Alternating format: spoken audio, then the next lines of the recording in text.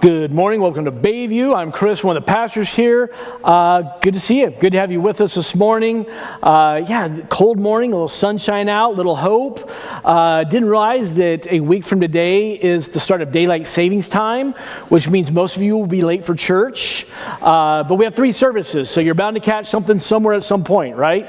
A couple things before we dive into where we're going this morning. Registration is currently live now for our women's conference coming up on March 21st. And so, ladies, I would just highly encourage you, sign up for this. It is going to be a really, really special time. There will be great teaching and worship, but along with that, it's an opportunity to connect with other people, other ladies here at Bayview. With 3 services going on and people everywhere, we need those connections, and it's very difficult to do those just on a Sunday morning. So I would encourage you, it goes from 11 to 2:30. It includes lunch. It's free.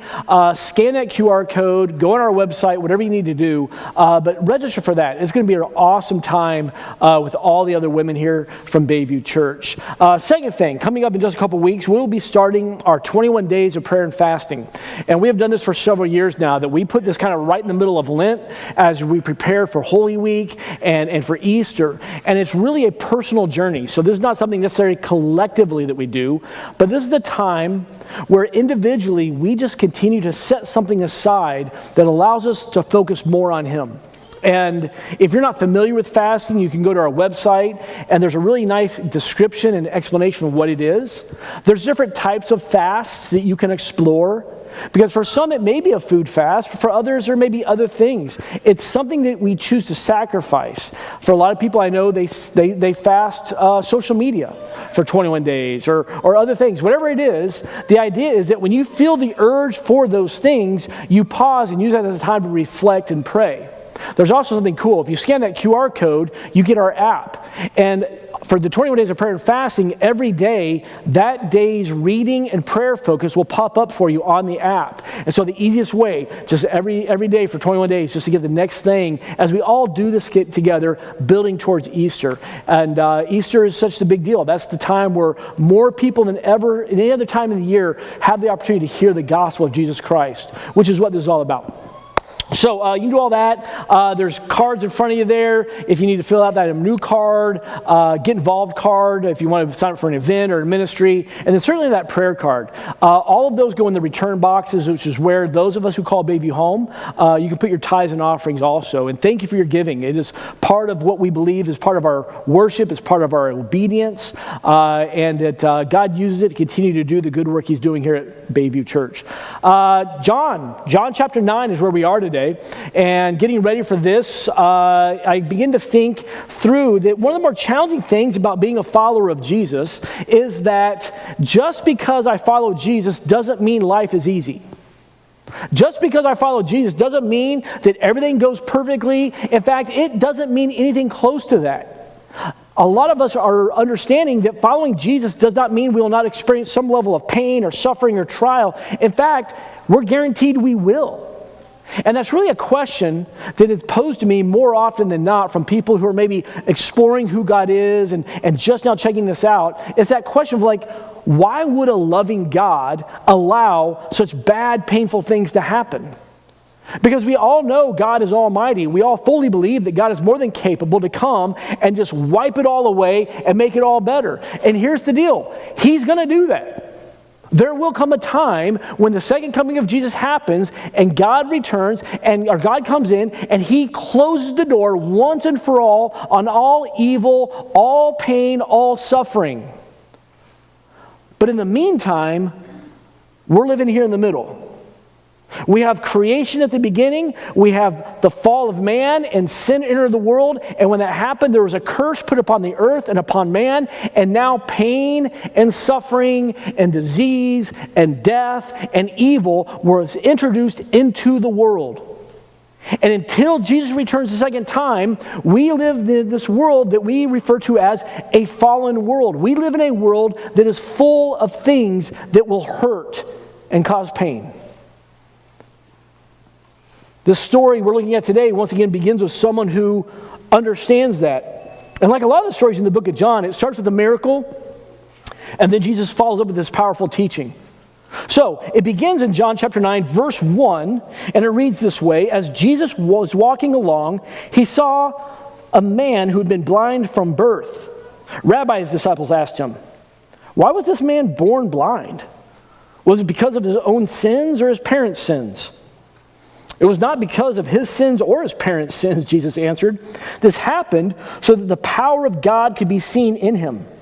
We must quickly carry out the tasks assigned to us by the one who sent us. The night is coming, and then no one can work.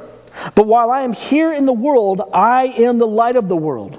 Then he spit on the ground, made mud with the saliva, and spread the mud over the blind man's eyes. He told him, "Go wash yourself in the pool of Siloam." So the man went and washed and came back seeing. So we're going to pause right there because this is a story, as always, packed with a ton of stuff. There's different things we can look at.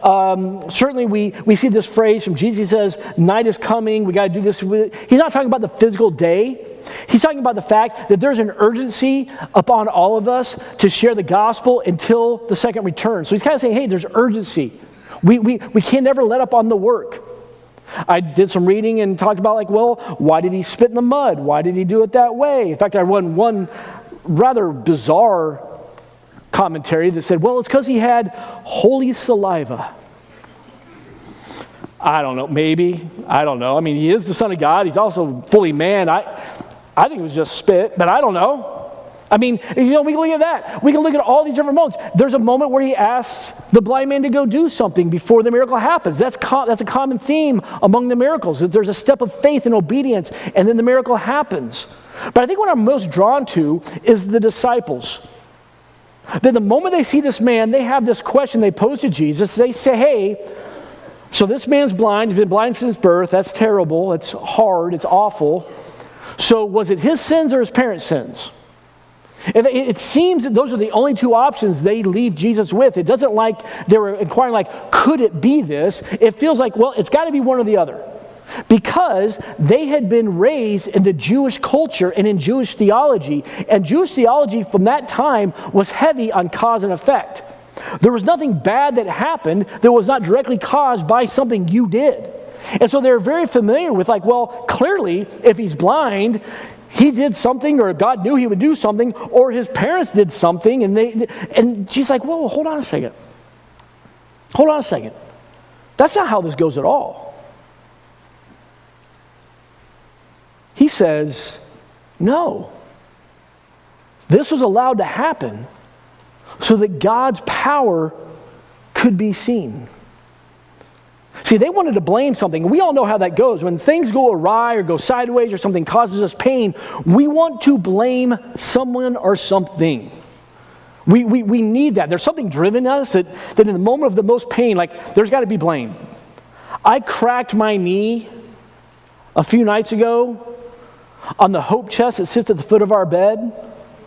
And I was so mad at the woodworker that made that chest. I don't know who he is. He's dead by now. But man, that guy, it was his fault, right? We just do that naturally in our pain. But what Jesus presents to us is the reality that there are simply things that happen. In fact, his phrase is this happened so that the power of God could be seen in him. This happened so that God could show him who he is. Now, have no doubt, there are things we experience, there are pains and sufferings and difficult situations that we experience that are our fault.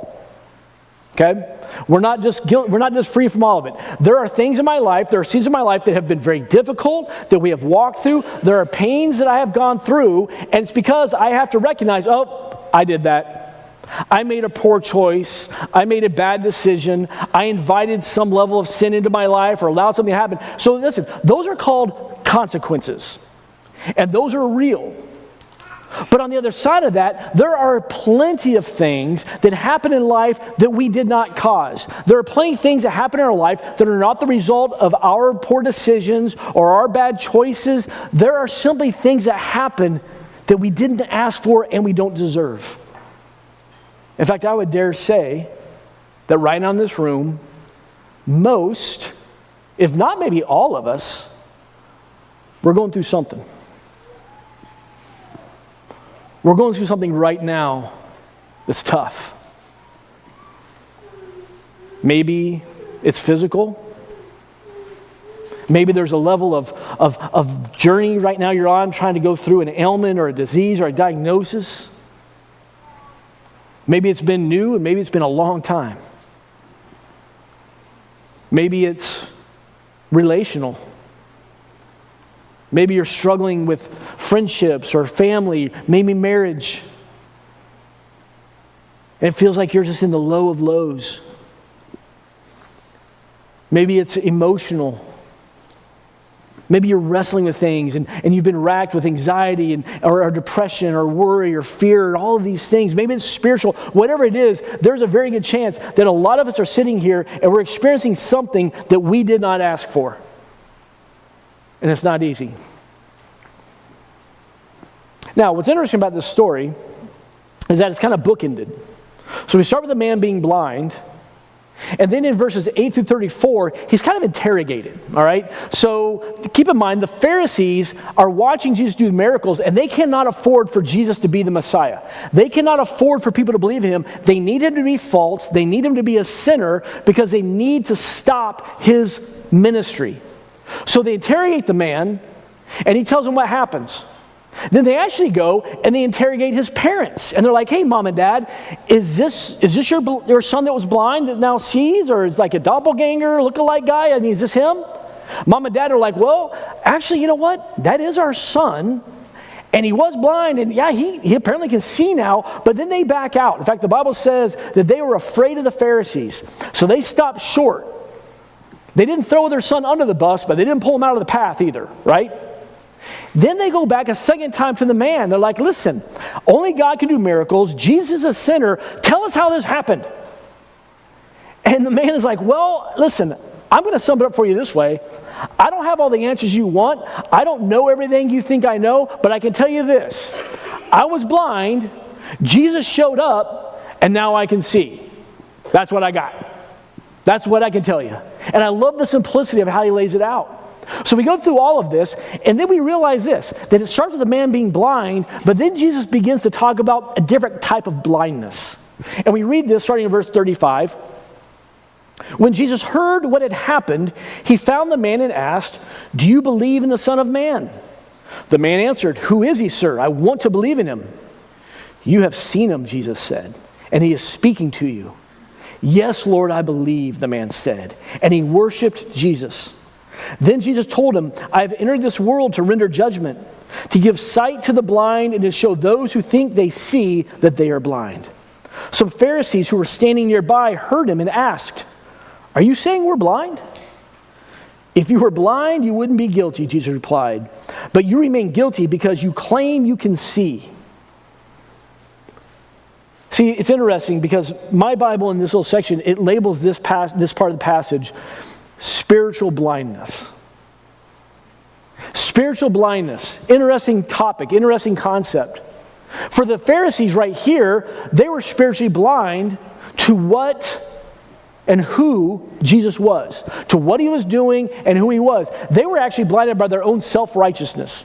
They were blinded by the religious zealousness. They were blinded by their own rules and how they'd done all this. They were blinded to it. They were spiritually blind. And although I believe no one here is here to question who Jesus is or that we doubt the existence of God and we believe in him, it doesn't mean that we also cannot be spiritually blind. I think there are moments in our lives where we can become blinded because ultimately what spiritual blindness is it's the lack of ability to see what God is doing. See, back to that question and the answer from Jesus. This man isn't blind because he did something wrong. And God didn't cause him to be blind, but God is going to use it because here's the deal. Suffering is never a punishment, but it's always an opportunity. It's an opportunity for God to be experienced and seen and glorified. Let's do this. Let's talk about what do we know? right? Like, what do we know about God? What do we know about this? Because we all go through suffering. And so there's things we run to, and I think there's things that we just simply know that we go to. First thing we know is this. If we know that God gives us strength. We know this. We read about this. In fact, a lot of us know also what it's like to be weak, to be just completely emptied out. In fact, there's phrases we use. People sometimes maybe like, my tank is empty. You ever say that? My tank is just empty. I got nothing left. Or I'm at the end of my rope. I'm barely holding on. Or I'm holding on by a thread. In fact, probably one of the more common ones is this, is like, I'm just burned out. I'm just burned out.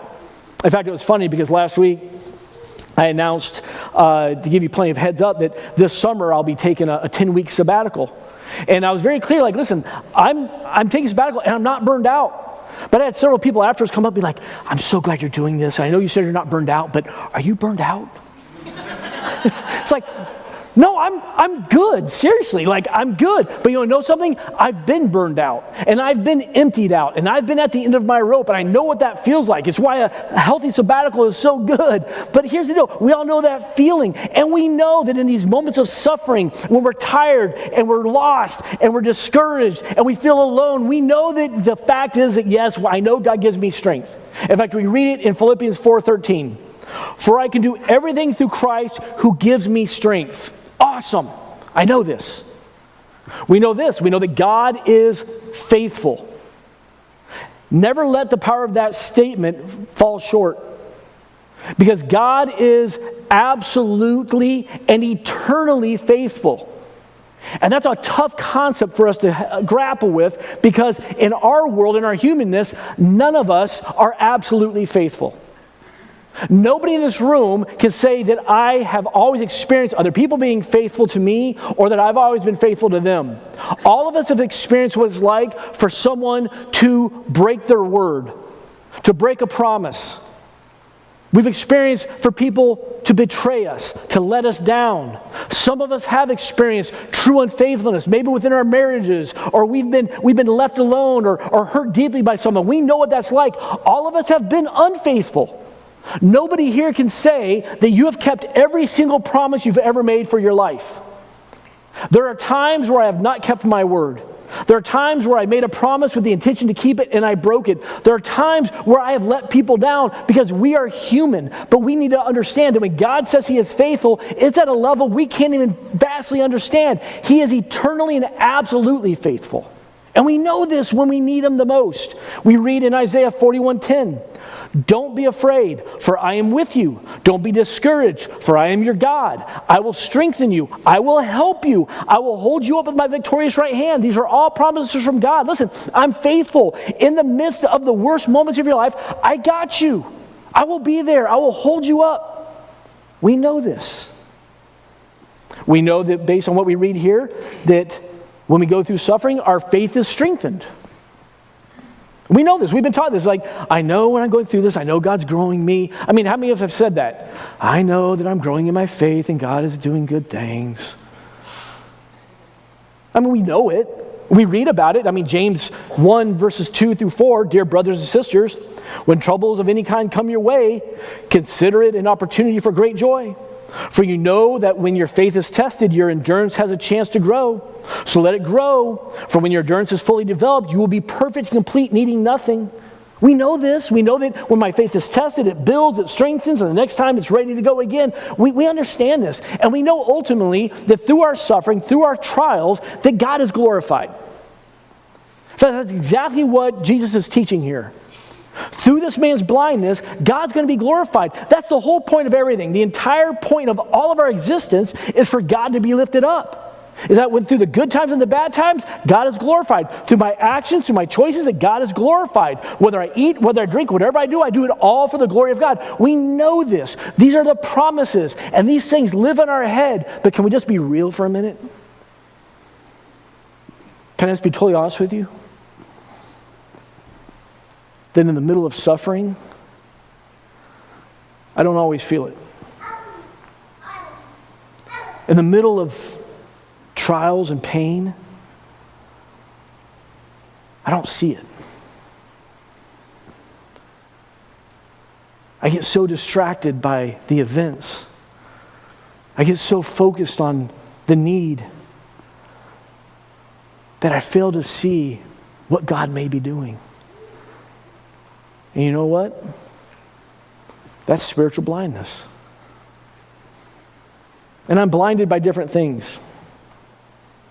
I think one layer of it is this, is that I'm often blinded by my lack of patience. I am not a patient person. Like, I'm not even remotely a patient person. Like, I don't have the time to even tell you how impatient I am. And I really begin to reflect on that this week because it's that question in the middle of suffering of just when? When are you going to hear me? When are you going to fix this? When, right? And I got to think like, well, when are the times where I am the most impatient? When are these moments where maybe I feel it the most? Well, one area was growing up where I did.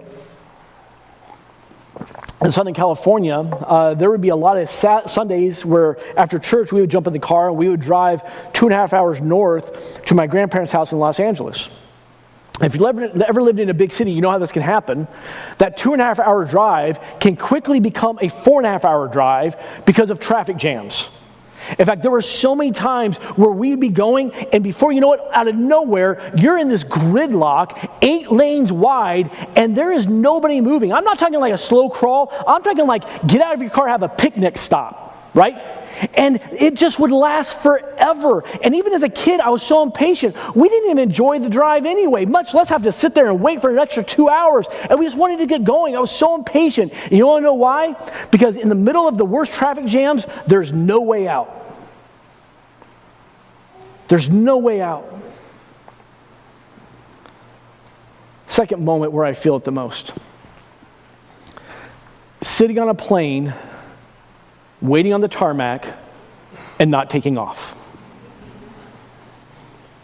Come on. That actually happened to my wife and I just recently. We were flying here out of Traverse City, and it was just a beautiful, wintry, icy morning. And we get on the plane, and we had plenty of time for our layover. Pilot comes on, he's like, all right, guys, we're pulling away from the gate, but we have to go de-ice, which we know is a thing. And so that took like 45 minutes, roughly.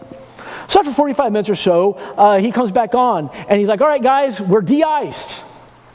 Now we have to anti-ice. Really? Like, you can't just do that at the same time? Like, it's all fluid, right? No. Another 45 minutes goes by. He comes back on. All right, we are anti-iced. Good news. Bad news. They just shut the runway down. I am about to lose my mind. You want to know why? I can't control it. In that moment, I have no ability to control it. I can't go out and de-ice the plane. I can't make them open the runway. I can't go up there and gently knock on the cockpit door. Hey, can we hurry this up a little bit? Like, I have no control whatsoever. Third area. You're going to feel this one. In the waiting room, at the emergency room. The groans, right? I mean, everything about this says urgency. The very name is emergency room. It's a room meant to handle emergencies. And a lot of us been there. I'm in pain. I'm going to the emergency room. I expect I would walk in and be like, oh, you look like you're in pain. This must be an emergency. Let's go. Like, there's a word that I know only from doctor TV shows, because I'm not a doctor in any way. It's that word stat. How about we do something stat? But that doesn't happen, does it? More times than not, they're backed up, and more times than not, no matter what kind of pain we're in, we end up sitting there in the waiting room for an hour, for 2 hours, for 3 hours, and we're just waiting. And you know what hurts so much then? Is that I just want the pain to stop. And when I think through these 3 scenarios that happen in my life, I realize that that's exactly how I approach suffering with God, is that I lose my patience because I don't see any way out. And some of us here today, we're in a circumstance and we feel like there's no way out of this. I don't even know how I got into it. I don't see how God can get me out. I can't get me out. There's no way out. Some of us is about our control. I've told you before, I'm a control freak. I need to control things. And there's so many times in my life I can't control them. And for some of us, we just want to stop hurting. As we want the pain to stop. James chapter 5 later on even tells us, hey, if you want examples of suffering and patience, look at some of the people in the Bible. Look at some of the examples. And I'm seeing this week, in fact, I was talking with Pastor Richie recently. We were talking about the Apostle Paul. And we all know the story, or at least most of us know the story, that Paul, he's converted on the road to Damascus. This incredible moment, light and voices from God and Jesus and all this stuff, an incredible moment. You flip a couple pages over, Paul's on the missionary journey, preaching his face off, people getting saved, starting the church, an exciting time. Do you know the period of time from the conversion to his first journey? Do you know how long it was? 10 years. It might be 2 pages in your Bible, but for 10 years, you know what he did? It's this thing that we read in the Bible called waiting on the Lord. Waiting on the Lord. And if we're honest, the society we live in, the way things are structured, the way that we're all about fast, fast, fast, and faster, we hate waiting. But there are simply times where in my faith, I just wait for Him. I don't try and fix it myself. I don't try to control it. I choose to stop being blinded for my need for when. And I choose to do what Psalms 27:14 says. Wait patiently for the Lord. Be brave and courageous, yes. Wait patiently for the Lord. Maybe some of us today need to take a deep breath and stop asking when and just say, okay, I'm going to wait on you. There's times where I'm blinded by my need for answers. I want to know why. I've told you before, I'm the answer guy, meaning this. I can't stand unanswered questions. Like if a question is brought up at the dinner table, I'm the first one on Google to discover the answer and find that answer. If my wife and I are watching a movie or a TV show and she says like, now, where is that actor from? Hold on, I can tell you in a second. I can look that up real quick. I want the answers. And we're kind of in that place where we want answers all the time. But the reality is this, how much of life lacks answers? We know this. We know there's so many things. There's no way to truly answer it. Yet we spend so much time asking God, give us the answers. Give us the answers. And maybe right now, whatever you're going through, whatever season or pain or suffering you're in right now, you keep saying, why? And maybe you feel like God's being silent. Maybe you feel like me sometimes, where I feel like, God, I'm praying so hard. I don't think you're hearing me. I'm not sure my prayers are even getting past the ceiling. Like, why aren't you answering me? Why aren't you giving me the things I'm asking, the answers? In a couple weeks, we're going to be into John chapter 11, and we'll be at the story of Lazarus. And kind of a future glimpse into it, Lazarus falls ill, and by his side are Mary and Martha. And they know Jesus is not that far away. So they send word to Jesus saying, hey, your good friend, your brother in Christ, he's sick. And we believe in you. They were already fully in. They believed fully. They'd seen miracles. They knew who Jesus is and they believed in what he could do. So they simply, hey, can you come on over here and heal Lazarus? Like, yeah, let's do that. Now we know how the story goes. Jesus catches word that Lazarus is sick, but he stays where he is. He does not come. And I have to imagine for Mary and Martha, there was a lot of moments of like, okay, why isn't he here yet? Like why isn't he telling us he's on his way? I don't understand. Like, I don't even know if there was ever communication. We don't read that there was. They're just like, why? And they continue to watch Lazarus get worse and worse and worse until ultimately he dies. And we have the beautiful privilege that we can just simply read the whole story, and we know how the story goes. We know that Jesus was waiting for a reason, for a purpose. We know that he's going to come, show up, that he's going to roll the stone away, he's going to call Lazarus out, he's going to come back to life, there's going to be a huge party, a huge celebration, and all this praise happens out of that. We know how that story goes, but in the moment, they didn't see it. In the moment of suffering, they didn't know. They did not know how that was going to play out. They didn't know how the story was going to end. All they had was, why didn't he come? And a lot of times, we need answers because we feel like if I understand it, I can handle it. If I can just understand the why, and we think like somehow answers are going to make it all better. Here's the reality. If you take whatever it is you're going through, whatever difficult thing you're in, if God came and told you why you're going through it, does that mean all of a sudden you can control it? No.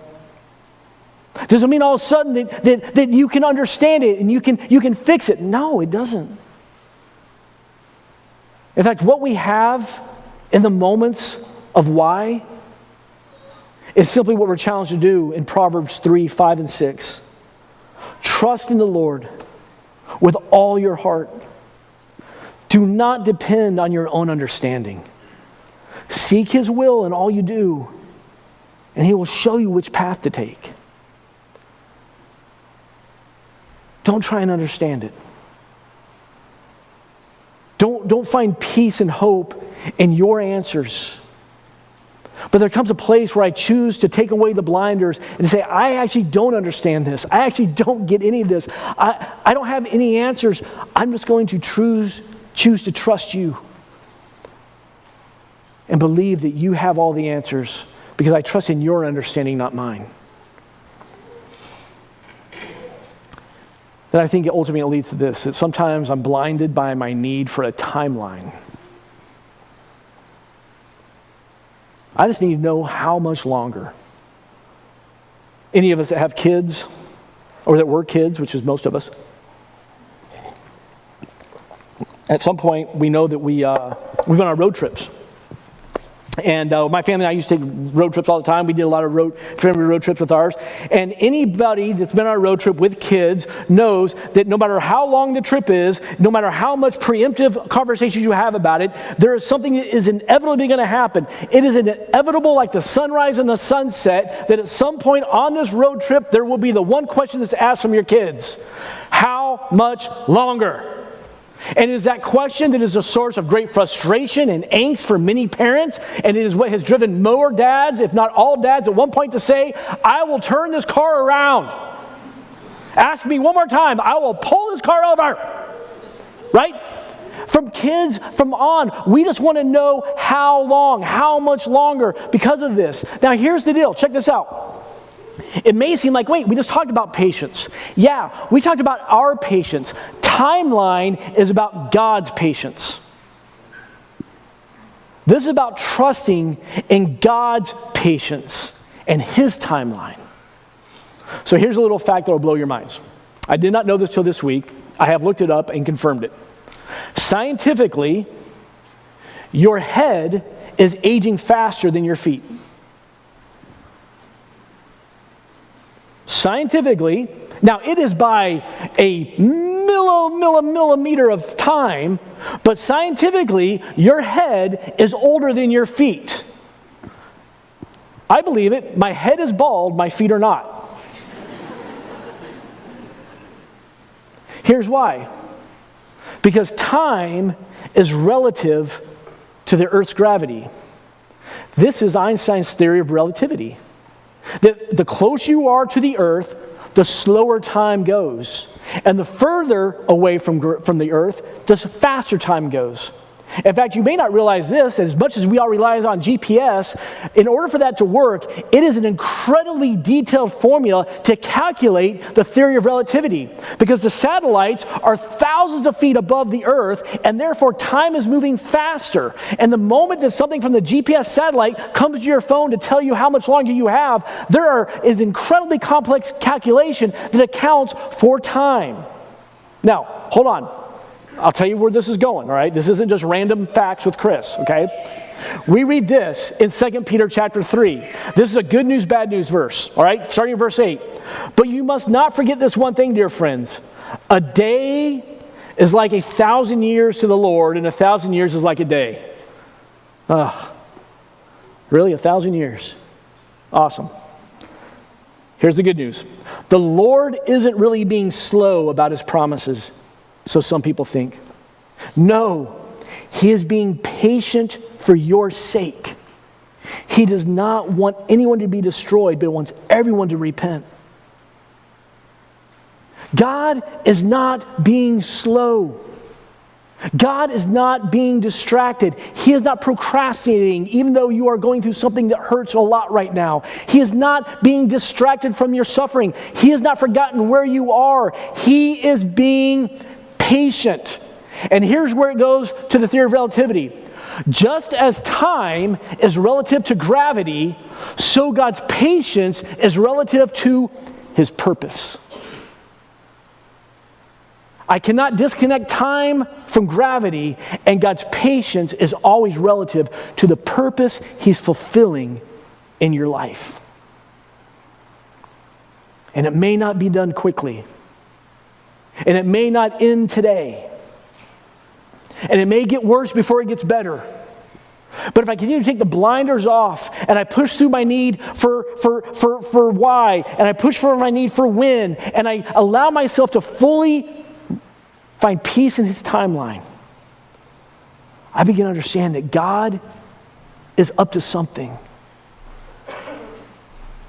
And I choose not to be blinded to it. See, there's this cool verse in Ecclesiastes that kind of reinforces it. In Ecclesiastes 3:11, it says this: Yet God has made everything beautiful for its own time. He has planted eternity in the human heart. But even so, people cannot see the whole scope of God's work from beginning to end. He's given us this desire to pursue him, but even so, we can't see it. We don't have the ability to grasp the scope of what God is doing. And there may be times where you already can look back and see other seasons of suffering, and you can see how God came through, and maybe that helps you right now. But if you're looking right now and you're blinded by your need for answers and for when and for a timeline, there is none of that coming. There's a place where we simply stop and say, listen, I don't see it, but I see him. Because that verse follows this first set of verses in that same chapter. Ecclesiastes 3, starting in verse 1. For everything, there is a season, a time for every activity under heaven, a time to be born, a time to die, a time to plant and a time to harvest, a time to kill and a time to heal, a time to tear down and a time to build up, a time to cry and a time to laugh, a time to grieve and a time to dance, a time to scatter stones and a time to gather stones, a time to embrace and a time to turn away, a time to search and a time to quit searching, a time to keep and a time to throw away, a time to tear, a time to mend, a time to be quiet and a time to speak, a time to love and a time to hate, a time for war and a time for peace.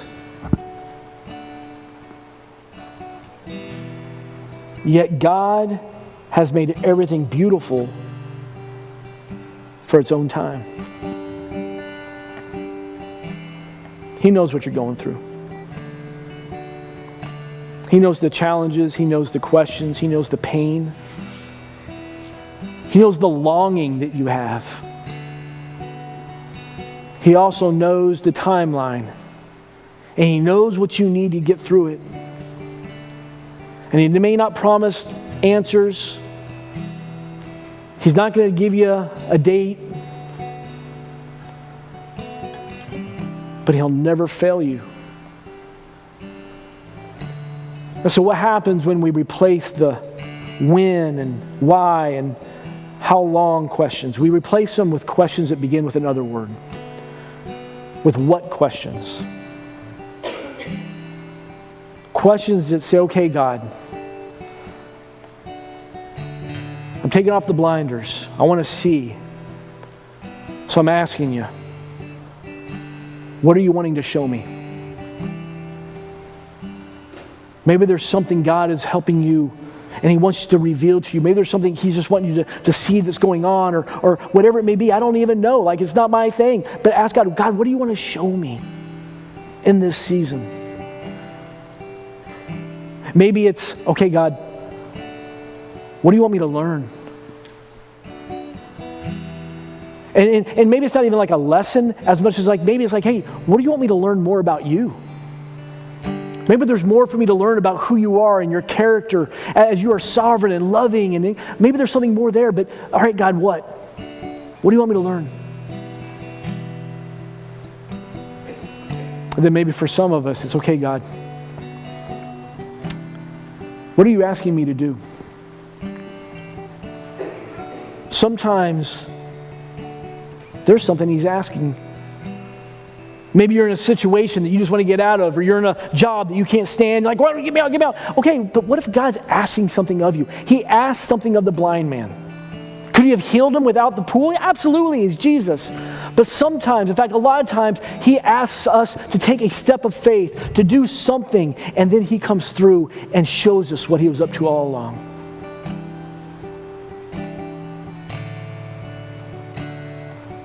I keep going back to the answer the blind man gave the Pharisees. I feel it. I don't know much. But I know I was blind. Jesus showed up. Now I can see. It's all I know. I know Jesus. You guys should bow your heads with me. Because in a moment we're going to close with a song, and I hope that this moment of worship at the end gives you a chance just to acknowledge Him and say, okay, I'm going to stop asking the why and the when and the how. I want to live in the what.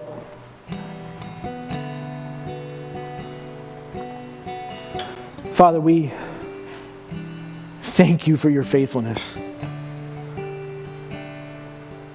We thank You for Your patience. We thank You for Your timeline. We continue to bring our needs to You. We continue to cry out to You as You ask us to. But in the middle of that, I pray that we remove the things that are blinding us. That we find this beautiful place where we can find peace while we wait on You.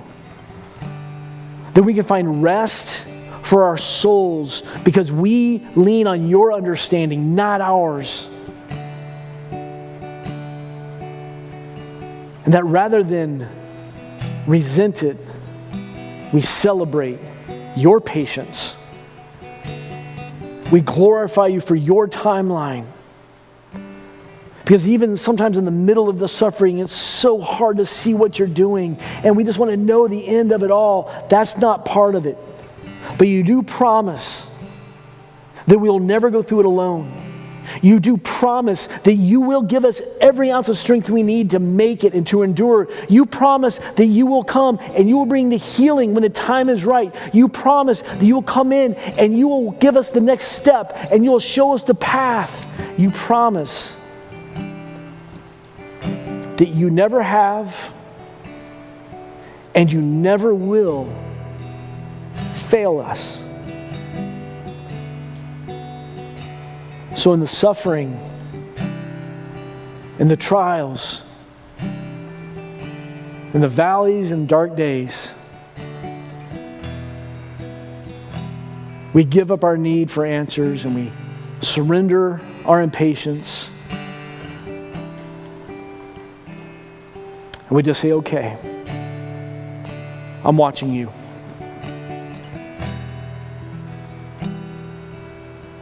We thank You. We praise You in all things. In the name of Jesus. Amen. Let's stand together.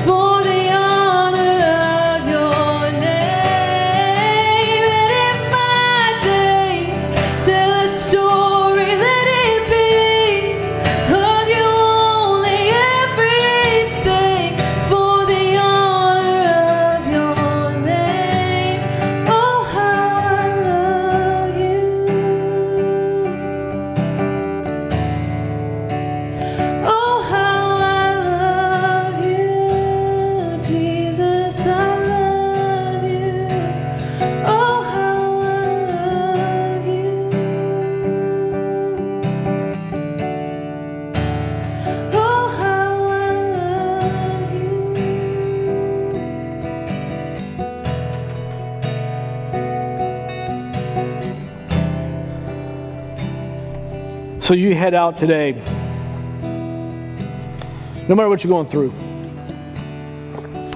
I just encourage you.